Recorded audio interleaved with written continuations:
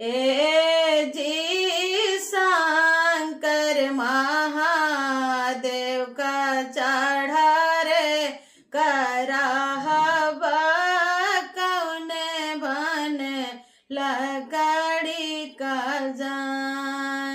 ए जी शंकर महादेव का चढ़ा रे कराहबा कौने बन लकड़ी का जान।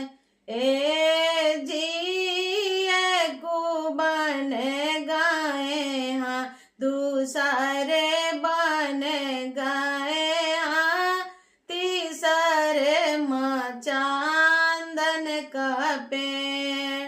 ए जी को बन गए हाँ दूसरे बन गए हाँ तीसरे माँ चांदन का पेड़।